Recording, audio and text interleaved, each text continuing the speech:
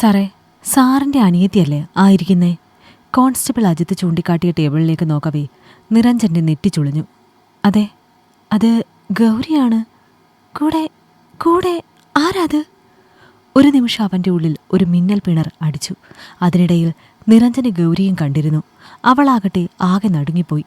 അവൻ അരികിലേക്ക് ചെല്ലവേ പെട്ടെന്ന് ചാടി എഴുന്നേറ്റു ഗൗരി. ചേട്ടാ ചേട്ടാ, പ്ലീസ് ബഹളം ഉണ്ടാക്കരുത്. ഇത് ഞങ്ങൾ ഫ്രണ്ട്സാണ്. അല്ല, ഞങ്ങൾ തമ്മിൽ ഇഷ്ടത്തിലാണ്. ഇവൻ അഭിഷേക് ഇവിടെ ഒരു പ്രൈവറ്റ് കമ്പനിയിൽ വർക്ക് ചെയ്യുന്നു. ഏട്ടനോട് പറയാനിരുന്നതാണ്, പക്ഷേ ഇതിപ്പോൾ പെട്ടെന്ന്. ഗൗരി അപേക്ഷയോടൊപ്പം ഏറെ വെപ്രാളത്തിൽ നോക്കുമ്പോൾ മറുപടിയൊന്നും പറഞ്ഞില്ല നിരഞ്ജൻ. അവൻ്റെ ഉള്ളിൽ അപ്പോഴും അവൾ തൻ്റെ കുഞ്ഞു പെങ്ങളായിരുന്നു. അതുകൊണ്ട് തന്നെ ആ കേട്ട വാക്കുകൾ അവന് വിശ്വസിക്കാനേ കഴിഞ്ഞില്ല. ഏട്ടാ, ഇന്ന് സ്പെഷ്യൽ ക്ലാസ് ഉണ്ട്, എക്സാമൊക്കെ ആയി വരുമല്ലേ? ഗൗരി രാവിലെ പറഞ്ഞ വാക്കുകളായിരുന്നു അവൻ്റെ മനസ്സിലപ്പോൾ. സിറ്റി സ്റ്റേഷനിലെ SI ആണ് നിരഞ്ജൻ. അവൻ്റെ പ്രിയപ്പെട്ട കുഞ്ഞു പെങ്ങളാണ് ഗൗരി. അന്നൊരു ദിവസം ഡ്യൂട്ടിക്കിടയിൽ ഒരു കോഫി കുടിക്കുവാനായി അടുത്തുള്ള കഫേയിലേക്ക് കയറവെയാണ് അപ്രതീക്ഷിതമായി അവിടെ വെച്ച് ഗൗരിയെയും കൂടെ ഒരു പയ്യനെയും അവൻ കാണുന്നത്. മോളെ, ഇതാണോ നിന്റെ സ്പെഷ്യൽ ക്ലാസ്? രാവിലെ എന്തൊക്കെ കളങ്ങൾ പറഞ്ഞാ നീ വീട്ടിൽ നിന്ന് ഇറങ്ങിയത്? അപ്പോൾ ഇതുപോലെ എന്തെല്ലാം നുണകൾ നീ പറഞ്ഞിട്ടുണ്ടാകണം ഇതിനു മുന്നേ? ആ ചോദ്യം കേൾക്കെ ഗൗരി തല കുമ്പിട്ടു. നിരഞ്ജനെ കണ്ട മാത്രയിൽ ആകെ പേടിച്ച അവസ്ഥയിലായിരുന്നു അഭിഷേകും. ആ വരവ് അവൻ ഒട്ടും പ്രതീക്ഷിച്ചില്ല. ഏട്ടാ, ഞാനെല്ലാം പറയാം. ഇപ്പോൾ ഏട്ടൻ പ്രശ്നമൊന്നും ഉണ്ടാക്കരുത്. ഞാനിപ്പോൾ തന്നെ വീട്ടിലേക്ക് പൊയ്ക്കോളാം, പ്ലീസ്. ഒരു പ്രശ്നമായാൽ ചുറ്റുമുള്ള ആൾക്കാർ ശ്രദ്ധിക്കുമോ എന്ന പേടി ഗൗരിയെ വല്ലാതെ അലട്ടി. എന്നാൽ അപ്പോഴും അഭിഷേകിനെ തന്നെ തുറിച്ചു നോക്കി നിൽക്കുകയായിരുന്നു നിരഞ്ജൻ. ഡാ നീ! അവൻ്റെ കണ്ണുകളിൽ കോപം ഇരുണ്ടുകൂടുമ്പോൾ അഭിഷേക് ഒന്ന് ഭയന്നു. സാർ, അത് തന്നെ. പ്രശ്നമൊന്നുമില്ല സാർ. അധിക നാളായിട്ടില്ല. ജസ്റ്റ് കാണലും സംസാരിക്കലും മാത്രമേ ഉള്ളൂ. അല്ലാണ്ടൊന്നുമില്ല. സോറി, അറിയാതെ പറ്റിപ്പോയതാ. ഞാൻ ഇനി ആവർത്തിക്കില്ല. സാറിൻ്റെ പെങ്ങളാണെന്ന് അറിയില്ലായിരുന്നു. ദേ വിട്ടു, ഞാൻ ഇപ്പം തന്നെ പോയേക്കാം. പേടിച്ച് അവൻ പിന്നിലേക്ക് മാറുമ്പോൾ ഇത്തവണ ഞെട്ടിയത് ഗൗരിയാണ്. അബേ!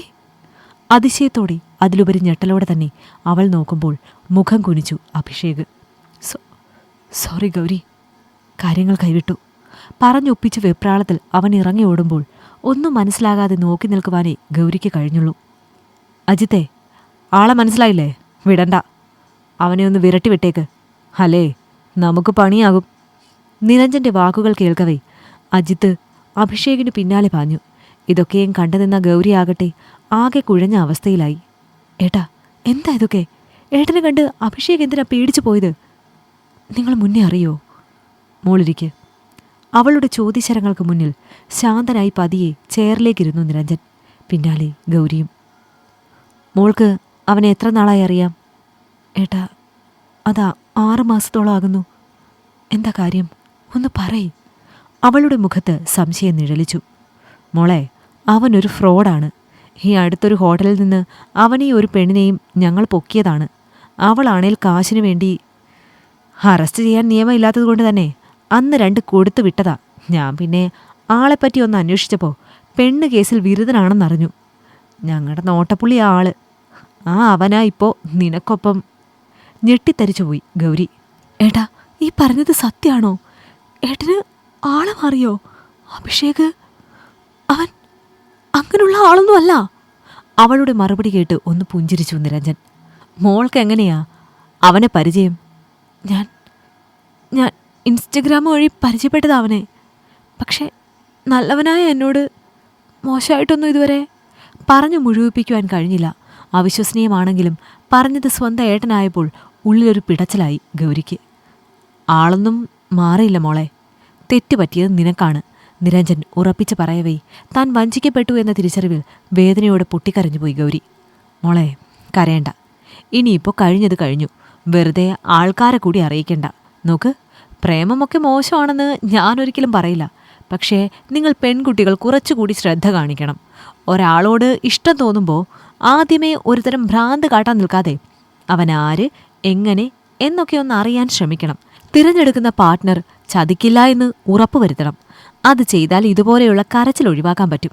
ഇതൊരു ഉപദേശമായി കാണണ്ട, ഒരു സുഹൃത്ത് പറയുന്നതായി കണ്ടാൽ മതി മോള്. നിരഞ്ജൻ എഴുന്നേറ്റു. അരികിലേക്ക് ചെന്ന് ചുമലിൽ കൈവെക്കവേ അവനിലേക്ക് ചേർന്നു ഗൗരി.